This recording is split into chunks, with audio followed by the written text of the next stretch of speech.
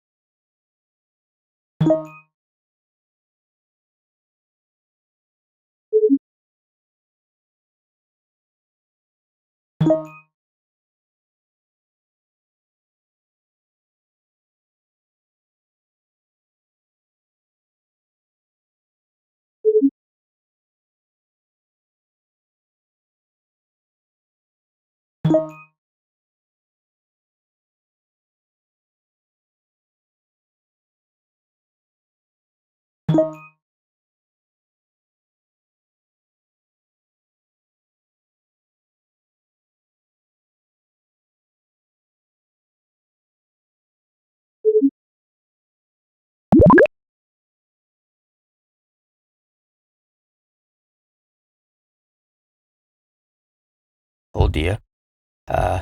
All right. Well, I think I'm going to have to talk to him when he comes back. Anyway, let's get back to the to the percussion sequencer. Actually, before we hear some sound, in case you are totally new to this module, let me give you a very quick overview of what it is and what it is not. This is not a self-contained drum machine. This is a 4-channel programmable drum controller that allows you to create a Eurorack-based drum machine using any sounds you may want to send to it over 4 channels. So you can use waves, voices coming from anywhere, the end of an intricate patch. You can send a copy here and get percussive or less percussive sounds out of this thing. Normally, when you want to create a percussive sound, you make use of VCAs, envelopes, to generate snappy kicks, snare, hats, whatever. The secret weapon in this module is that it comes with 4 VCAs and 4 analog envelopes. all you need is simply send sounds to it. And this provides the rest, including sequencing. So per each channel, input, output, you get one analog VCA and one percussion-tuned analog envelope. Then you use the internal 4-channel, 32 steps per channel sequencer to create drum patterns with those sounds. You can even store 32 sequences, and you do that without saving it auto-saves. A few more words about that later. But yeah, you just keep drumming, keep making your patterns, keep playing, and it saves what you're doing. You don't need to stop, which is really cool. Plus, per each track, you can have one unique rhythmic effect out of the 6 available: shift, glitch, density, morph, swing, add, drop. Now, these are not DSP effects. These are not like delay, reverb, whatever. These are rhythmic effects you apply to a pattern. And these effects, they are not like sends. They are unique per each of those 4 channels. So if you have a glitch effect applied to 2 channels or 4, each channel has its own settings for that glitch effect. They don't share the settings. So each channel has a unique version of any one of these effects, and only one per channel. But you can also have an additional rhythmic master effect applied to all 4 tracks, on top of the individual per channel effect. You can use internal, external clock, tap tempo. There is a live performance recording mode, a step recording mode, individual track length per track from 1 to 32 steps. You can change the global pattern length. You can create polyrhythmic patterns, generative beats, and you have channel mutes. Then, of course, copy, paste patterns to quickly create variations. But that's not all. As I said, yes, you can input any sound in here, make use of all the sound processing craziness you have going on in your Eurorack system to generate 4 source sounds. Then use the included VCA, snappy envelopes, analog envelopes, with variable decay release to shape and control your designer percussive sounds. You can also use these 4 envelopes externally. Use them as short envelopes, and they act like 4 triggers outputs. So these can act like a 4-trigger sequencer over 32 steps per track, which means you can use these for a sequenced 4-track triggering of drum modules, waveforms, VCAs, whatever. Or you can use them as longer envelopes, and you have 4 modulation sources you can use to modulate anything you want, filter parameters, oscillator parameters, anything really. They can use modulation inputs, but the cool thing is that you can program when these envelopes go out. Again, 4 tracks, 32 steps per track.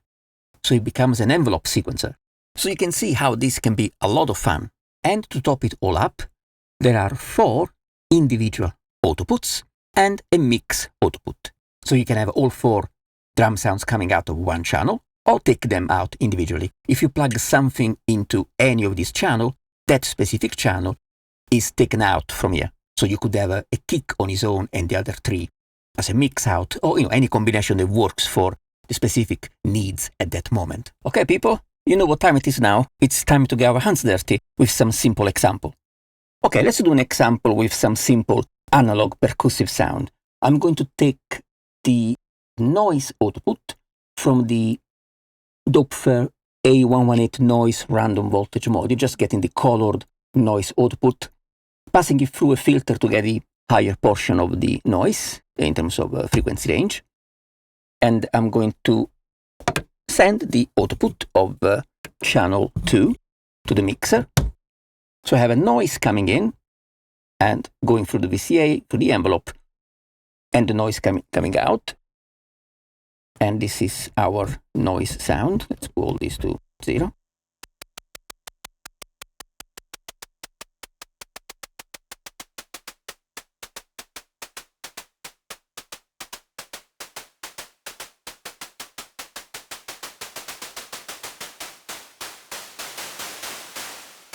Envelope fully open.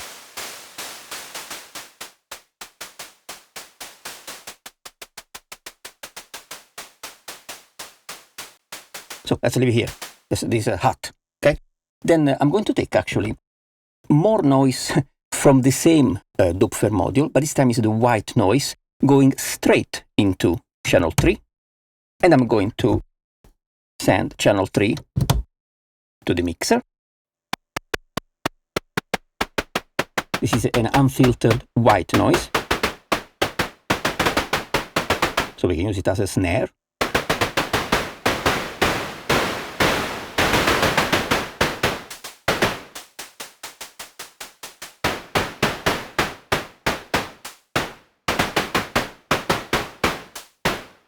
About a kick, right, doing an example of a kick, hat, snare, whatever, but of course it can be any type of sound, any type of noise. It's just doing a simple example.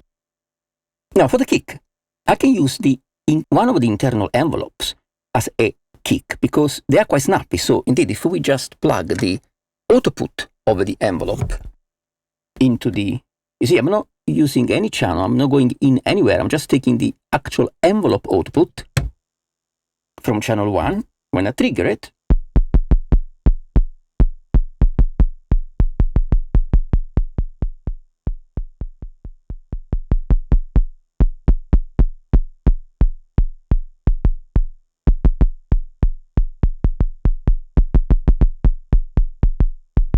for the fourth sound, no idea.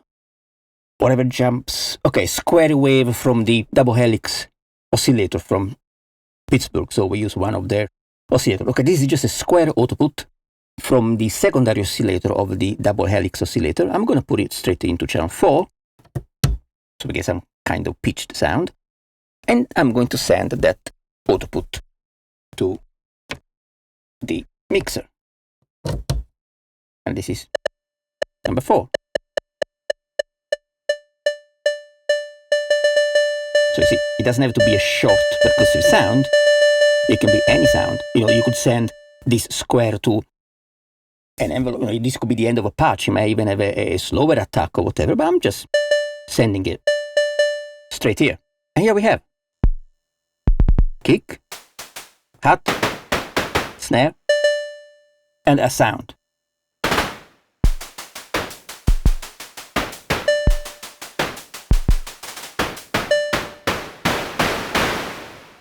Now, we already know we have 32 patterns, and they are really fast to access because there are 2 dedicated buttons for pattern group A, pattern group B, and in pattern group A, I have 16 patterns. Pattern group B, 17 to 32, I have 32 patterns. When you look at patterns, no LED means there is no pattern here recorded. These 17 to 32 are empty. A steady LED light means there is a pattern saved there. A flashing LED light means there is a pattern and is the currently selected pattern. To play and stop, you have a play button and a stop button. So if I press play, that pattern that was flashing will play. Okay?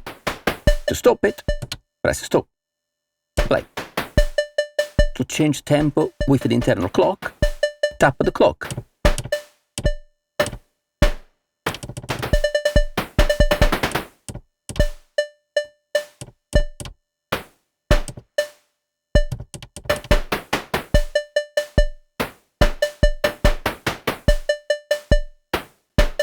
To change patterns is really quick because I can access 16 patterns at a time. So change to pattern 16, done.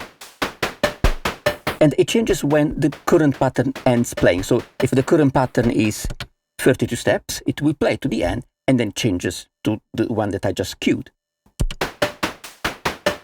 So I want to go back to pattern 1. And now it's gone to pattern 1.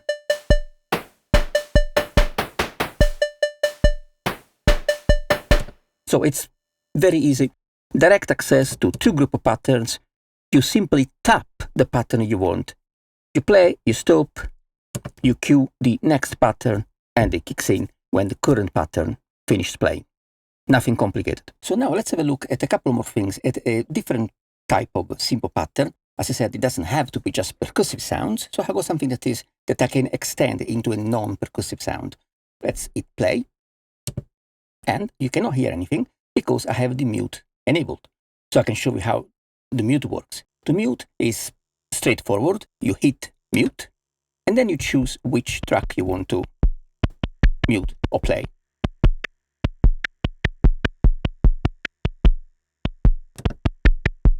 Mute. Okay, that's it. Now let's get the kick back, and this is the first track. The kick is, as before, it's just the internal envelope going into the mixer, and that's what you're hearing right now. Now let's activate the second track, unmute it.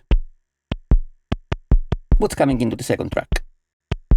Track 2 is simply the pulse output coming from the double helix oscillator. It's going into a Doppler Wasp filter, and the bandpass output is going into the percussion sequencer. So this is receiving a pulse that's gone through a filter and goes into the mixer. Let's extend it.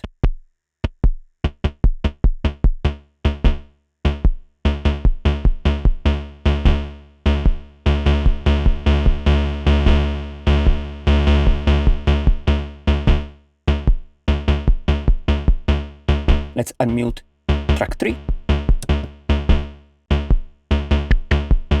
Track 3 is the colored noise from the Doppler A118 noise, and it goes straight into the percussion sequencer, so we can have some sort of snare sound, a percussive sound.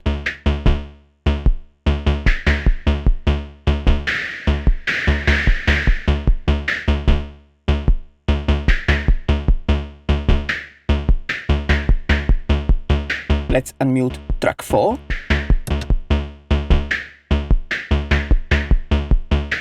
And track 4 is the double helix oscillator again. It's, let's say, the main output going into the Lifeforms percussion sequencer and into the mixer.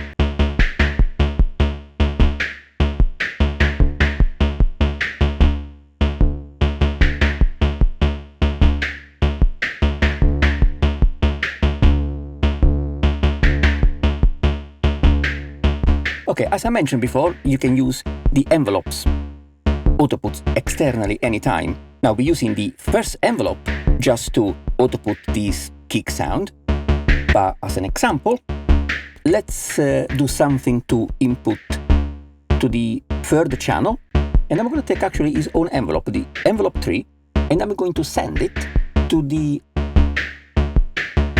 SEM filter, which is where this noise is going to anyway.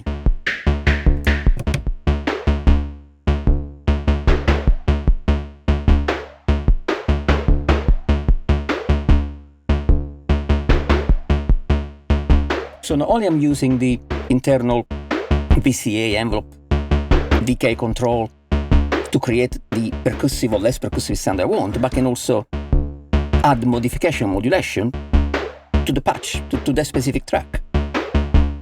And why not do the same to number 2?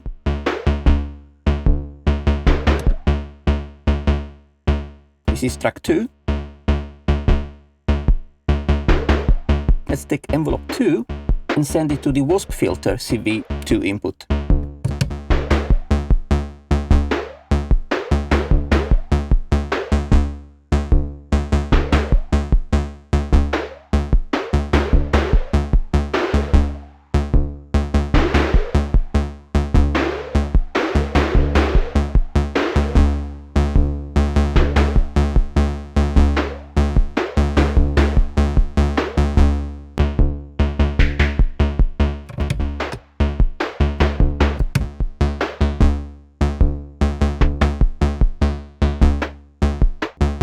So the whole patch really, sonically and rhythmically, the sequence of it, it's all based around this little cute 24 HP brain. And a quick note about how easy and quick it is to change pattern length or to apply effects, to move between steps when recording. What I mean is the process of editing the steps of a pattern or changing the pattern length or applying an effect per channel or globally is repetitive. So you build muscle memory very quickly.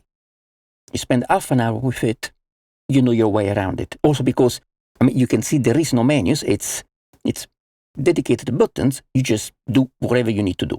We already looked at selecting patterns, so let's have a look at, for example, change the pattern length. Now, when you apply effects or you change the pattern length or your recording steps, you always have to be in record mode.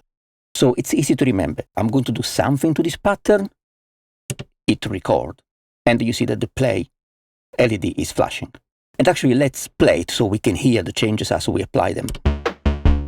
So for example, let's play around with the pattern length. Okay, now it doesn't matter when we want to apply an effect or change the pattern length. You can do that per track, 1, 2, 3, 4, or globally. Now you see, when I press channel select, there is this one appears as exit.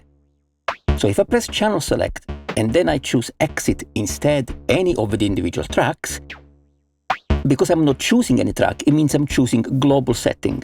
So if I do channel select global, then I can apply an effect globally to the whole pattern, not just to one track. If I do channel select global and I change pattern length, I can change the pattern length for the whole pattern. Now the global pattern length is assigned to any of the individual tracks that does not have a unique pattern length assigned. So let's change the pattern length. Okay, so again, you do record is activated, channel select, global, pattern length. Maybe you didn't say it. Channel select, global, pattern length. Here I can choose, do I want to go to step 1 to 16 or 732? So 1 to 16, first step, 2 steps, all the tracks. This is a global setting.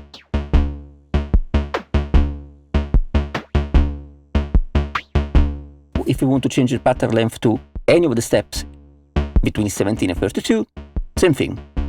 Channel select, global, pattern length, 1732.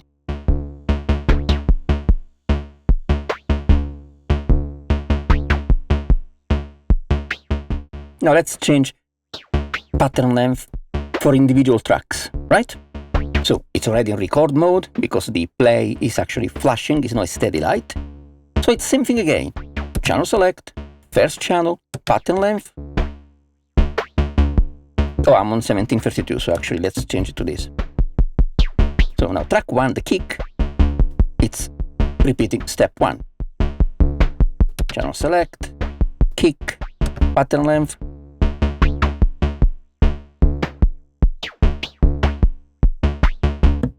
Channel select, kick, pattern length.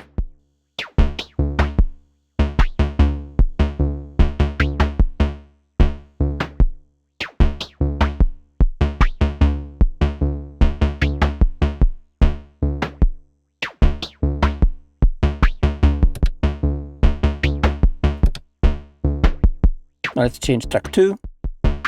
The kick is just doing the first 5 steps. So channel select. Track 2 is this kind of. So let's change it to channel select 2, pattern length.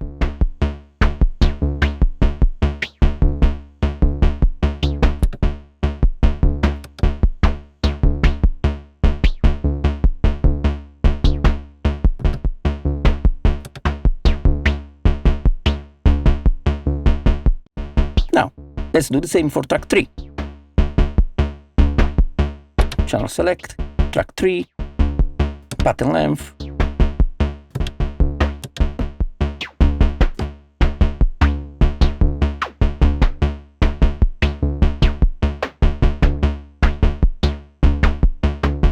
Track 4, channel select, track 4, pattern length.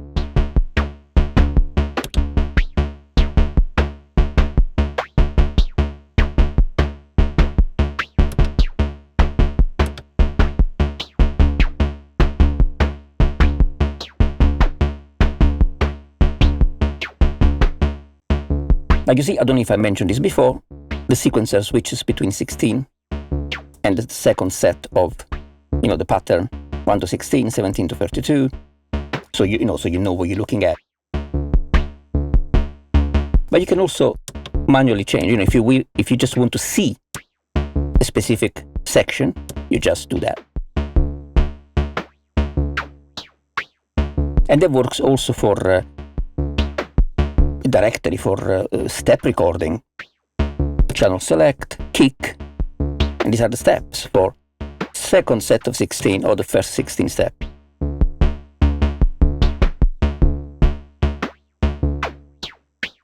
Channel select, second track, I want to change it up here.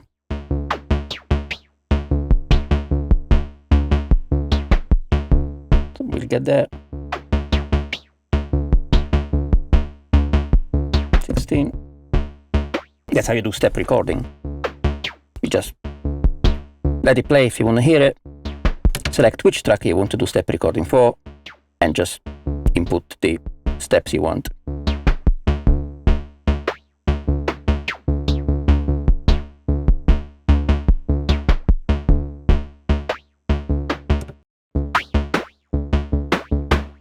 Okay, I switched some lights off so it's easier to see the red LEDs on screen for now. In normal conditions, the LEDs are nice and bright, so no problem in using it at all. So I wanted to show you live performance recording mode. Before we saw step recording, where you go into record, channel select, you select any individual track out of the 4, you can tap whichever step you want trigger to be in for that sound. Switch off recording. Now I set this pattern to 16 steps only, so it's quick to cycle around just for the demonstration. And we don't have a kick right now, so let's say we want to add a kick. But anyway, to go in live performance recording mode, where you can use this as a 4 pads drum pad, right?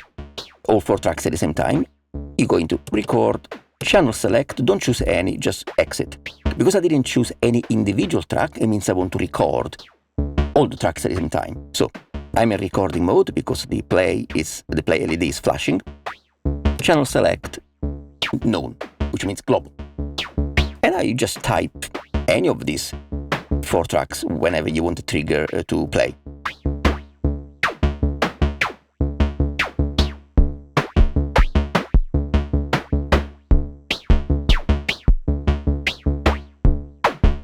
If you want to remove a sound, you just tap it again on time.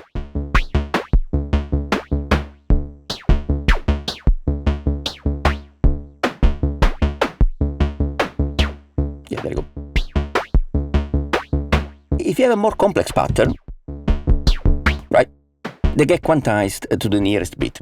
Now let's say you have a more complex pattern of things a little bit here, a little bit there, whatever, and it may be a little bit hard to remove a step in live performance mode. Then the easiest thing to do is to go into a single channel, step recording mode, and remove what you need. And that is really fast to do, because while you are in recording mode, all you do, now I'm live performance, I go into channel select, kick, and I can remove all the kicks that I didn't want, I can add them. I want to edit this one, to remove some, I want to edit this one, remove some, I want to edit this one. Back in global mode, easy. That's it. Now I'm in live performance mode.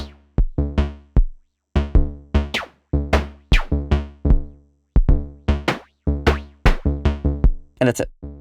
To copy and paste patterns as well is really simple. You see, you have a copy and paste in brackets, means you need to press function. So I want to copy this pattern, just function, copy. Then I want to paste it here. Now I'm waiting so that you can see it's empty. Here it is empty, and then you do function paste. Now if I go back to pattern group, this is the one that is playing. It was empty before. We paste the pattern into there, and then you can keep editing and create a new version of it, whatever you need to do. So yes, it's really straightforward to use. There is nothing super complex to it, but it's cool to use. I want to show you now the effects.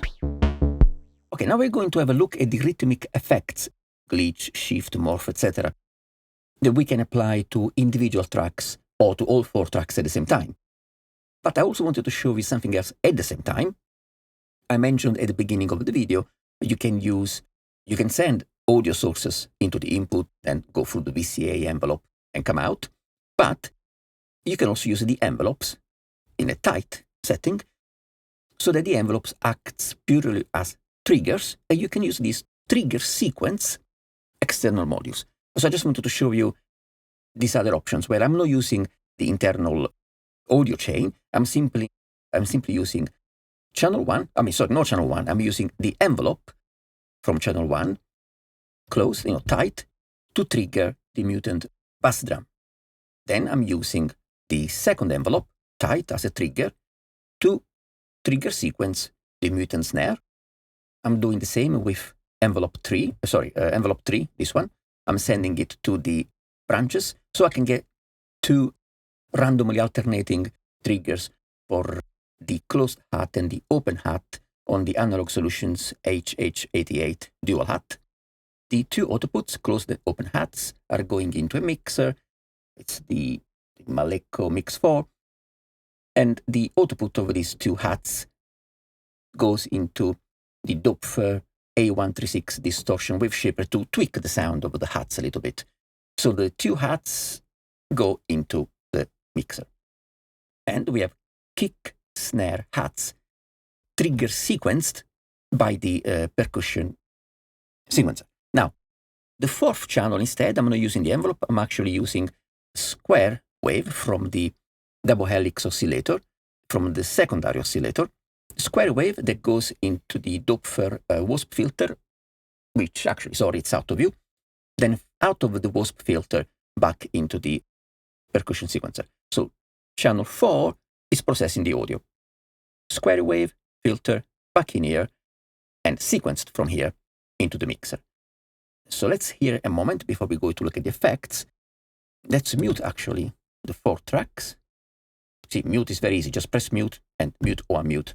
Let's play and let's unmute the kick. So let's that's just a trigger from here. Tight envelope, trigger in the bass drum. Then snare. I just unmuted it. Let's unmute the hats.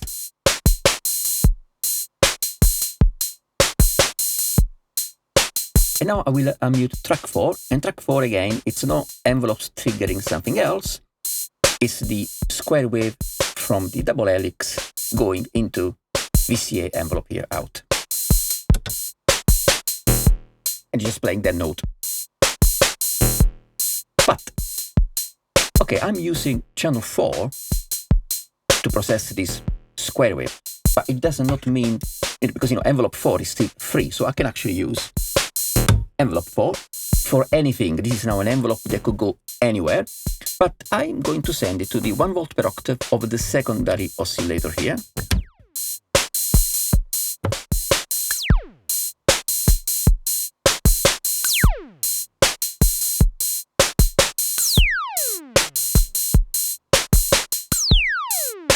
I'm going to go for something different. I'm going to go for something like this and opening more.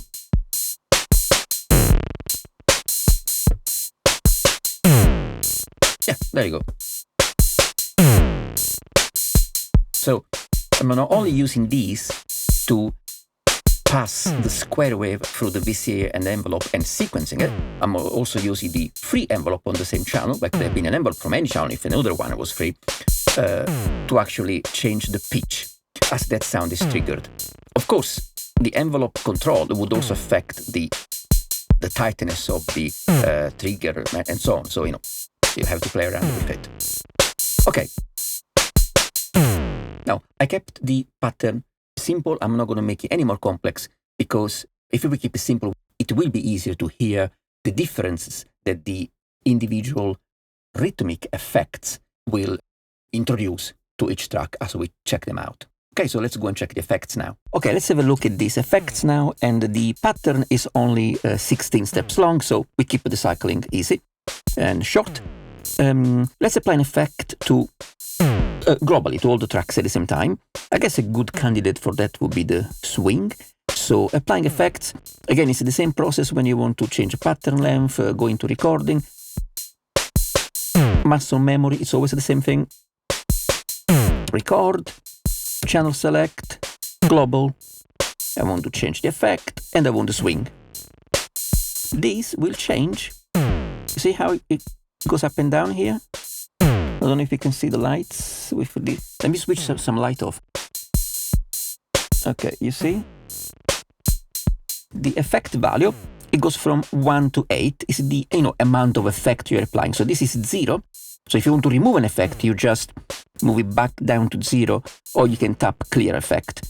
So now let's apply some swing.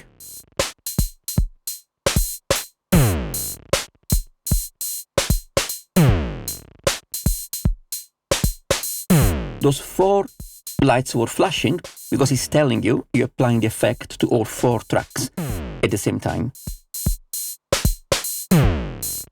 And we have some swing. To remove it, channel effect, because I'm already in that mode. That's it, swing is gone. And let's keep it removed so we can check one effect at a time. So let's try the shift. Now, shift, it's going to shift the triggers of, globally, I'm going to apply it to a single track a little bit, and you can change how much with the effect value. So let's apply it to the hats, okay? So, channel select, hats, channel effect, shift.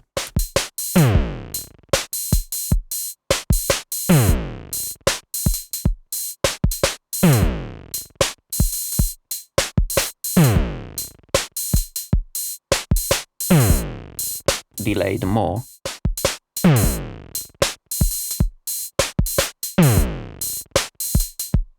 Okay, now we look at glitch. Glitch is a probability-based effect. The probability that a glitch happens on a step, you change it with the effect value. So let's apply it to the snare. Snare, effect, glitch.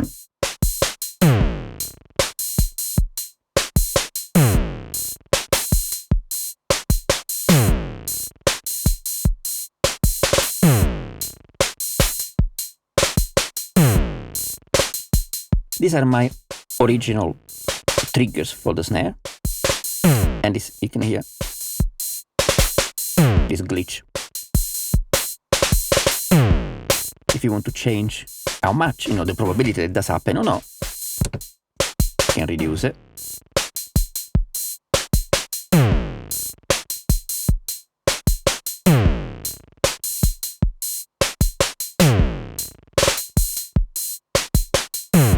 And to remove it,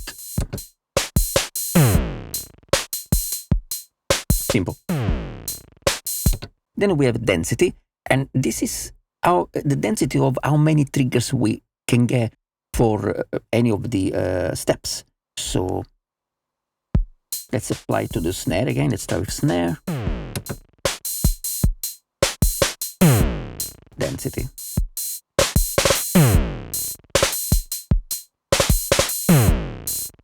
Let's increase it. So you get more of a roll. Or you could go more to a flam, which could work well on claps as well.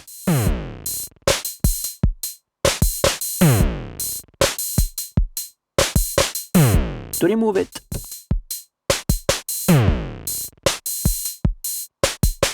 the morph effect is an interesting one, because it changes every time the pattern goes around again and again and again. That's what's called morphing.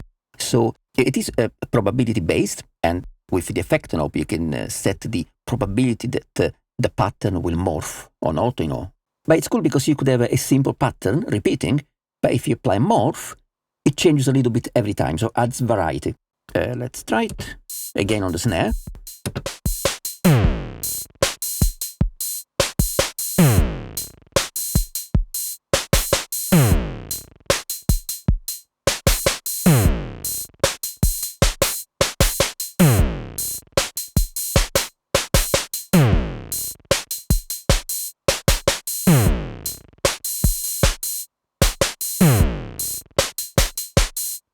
See how it's changing?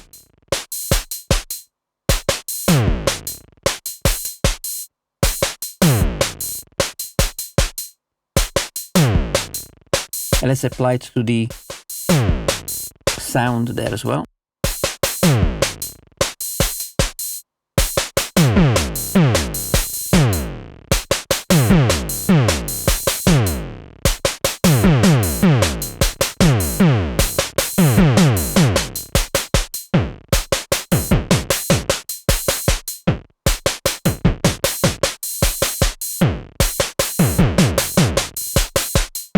We already looked at the swing globally. Now the add and drop. Now the add and drop, it also temporarily adds or drops steps from a pattern, but the overall change that it applies to a pattern remains constant. So it doesn't create totally new steps like the morph every time it goes around. It creates a new pattern, and then some of the steps are added or dropped every time it cycles through. So you have variations, but you have the rhythmic structure of the patterns stays consistent. So let's do that again with a snare, for example. Channel effect, add the drop.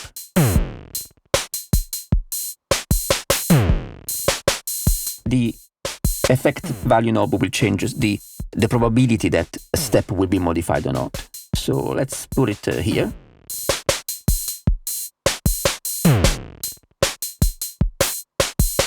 So these three are the original steps. Everything you hear are added or dropped steps from a new sequenced pattern.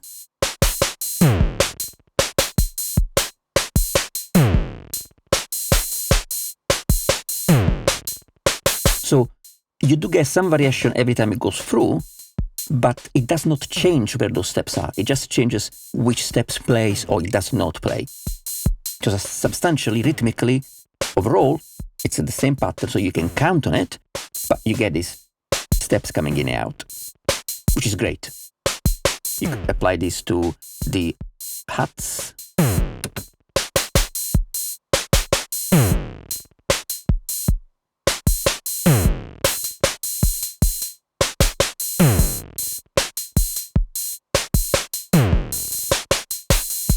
So the fixed lights are my original hats steps, but you can hear extra ones now and then.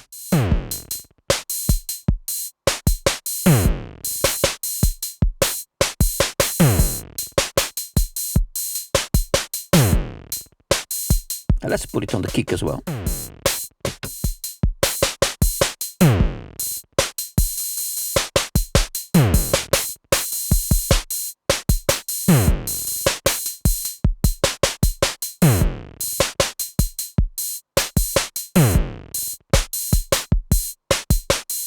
These four are my original kick triggers. Everything extra that comes in and out is based on this add drop effect.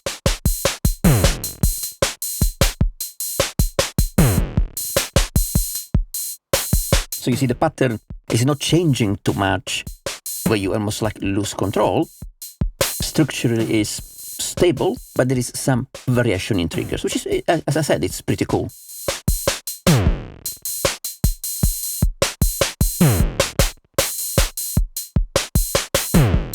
About saving, there is no save button because it saves automatically as you use the unit.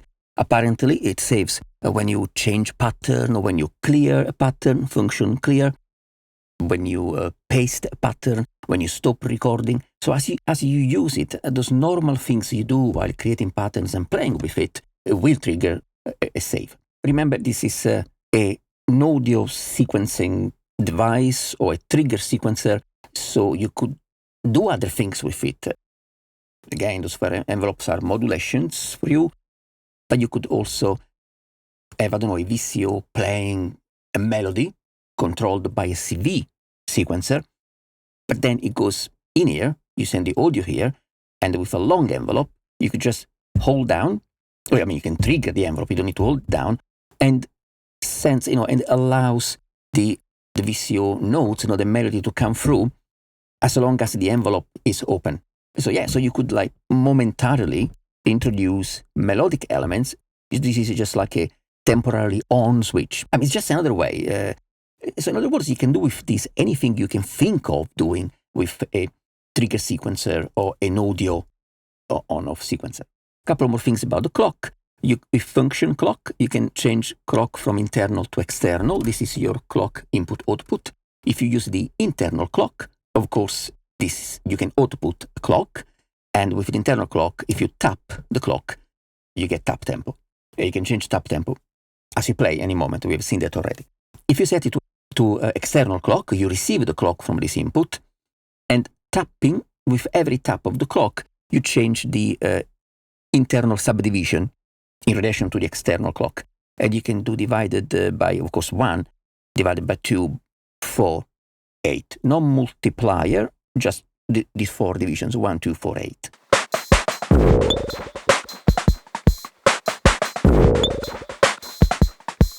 Now, a slightly different patch in the final example. What I have now, it's similar pattern to the one we just had before. I have envelope 1, 2, and 3 just as triggers out to kick, snare, and hats. The synth sound is again the square wave from the double helix going to the wasp filter, and the wasp filter goes back to the percussion sequencer and to the mixer. But there are a couple of variations. What I'm doing now, I'm actually using one envelope, the 4th envelope from the percussion sequencer, to add CV control to these kind of variations, additional sounds you hear around it. Let me explain. I have, well, it's nothing complex. I have the hats this time. They're going into the Megaphase 12, then to the mixer. I'm taking a copy of envelope 4 from the percussion sequencer into the Megaphase 12. And this is what's giving me this high-pitched bleep, tunnel sound, submarine sound. See? No envelope. And now sent to the emphasis. So it's adding something there. Then the snare, I am sending it to the Pico DSP for some delay effect. But again, it's a copy of the envelope 4 from the percussion sequencer, controlling that effect on the snare. Now I'm going to take the envelope out of the Pico DSP, put the envelope in,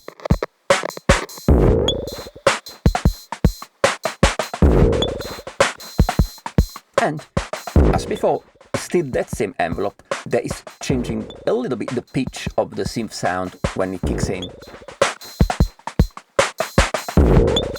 So this whole patch is generated rhythmically and controlled in terms of CV modulation by the percussion sequencer. And that's just with one envelope. Of course, I'm using the other envelopes for triggering. But if you need extra triggers, you can mult those triggers if they work to trigger something else. You can trigger an envelope outside that then controls something else and so on. So it's a quite nice little brain.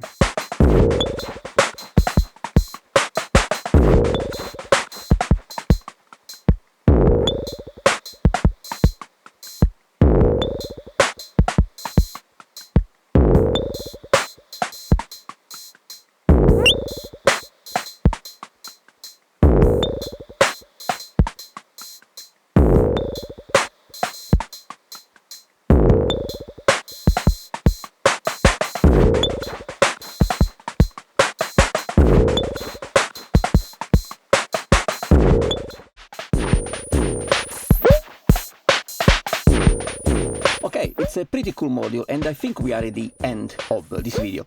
I really like Pittsburgh idea of creating a drum percussion sequencer that makes it really easy to create your own percussive, glitch, not glitchy, or non-percussive sounds, thanks to the inclusion of those 4 analog VCAs and 4 analog envelopes, instead of creating just another drum rompler sequencer.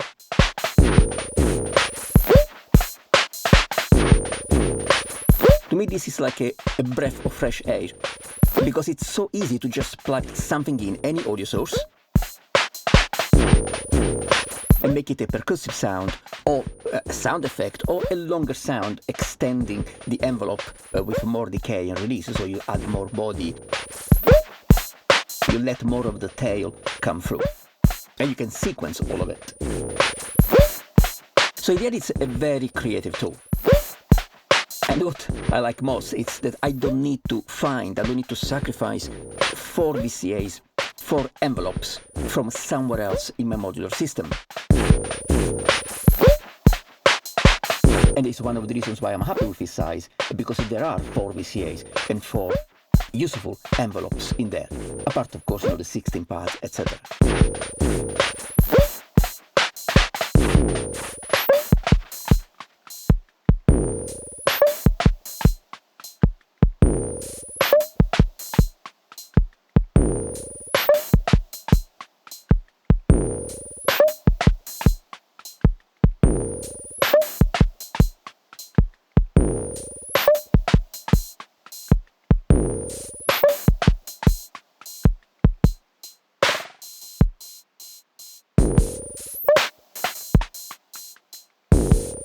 Yes, it has some function button, function hold, but really it's only for copy, paste and clear, or to change the clock from internal to external.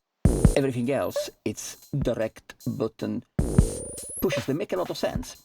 You set it to record because everything you wanted to, to save it. So you set it to record, and then you choose the channel and the action you want to perform.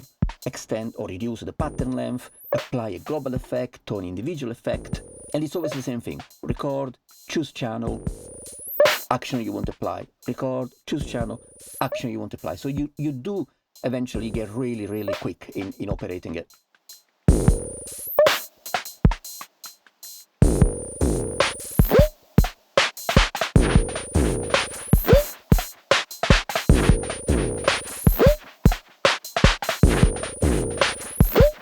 Those 4 chunky knobs, they're really cool because you can use them while, of course, the performance is going on. So you can change any sound that is not necessarily a kick, but like the synth sounds, you can change it from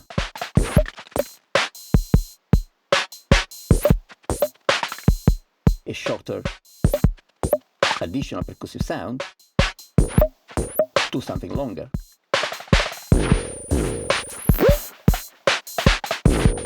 Which in this case is also affecting the CV control over the effects of the other voices. So yes, it looks cool, it plays well, it's an easy thumbs up.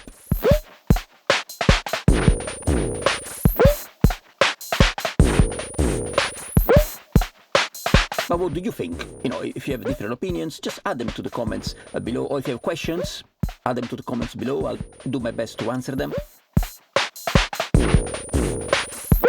Remember to subscribe, and if you feel particularly nice today, maybe click on like, share the video on Facebook, Twitter, Instagram.